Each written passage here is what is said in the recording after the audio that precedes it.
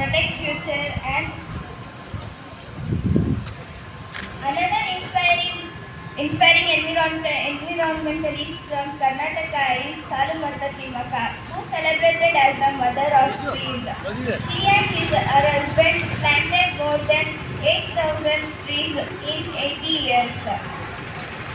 She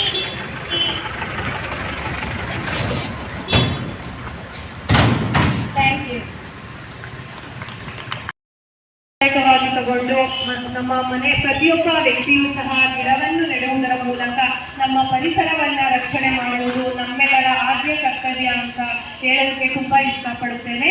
ನಮ್ಮ ಅಯನಾ international ಇವರು ಅರಣ್ಯ ಇಲಾಖೆಯಲ್ಲಿ ಬಹಳಷ್ಟು ವರ್ಷಗಳ ಕಾಲ ಸೇವೆ ಸಲ್ಲಿಸಿದ್ದಾರೆ ಮತ್ತು ಇವರ ಸೇವೆಗಳನ್ನು ಗುರುತಿಸಿ ಭಾರತ ಸರ್ಕಾರವು ಇವರಿಗೆ ಪದ್ಮಶ್ರೀ. ಚೆನ್ನಾಗಿ ಹೇಳಿದ ನಮ್ಮ ಶಾಲೆಯ ವಿದ್ಯಾರ್ಥಿನಿ ಪೂರ್ವಿಕಾ ಅವರಿಗೆ ಧನ್ಯವಾದಗಳು.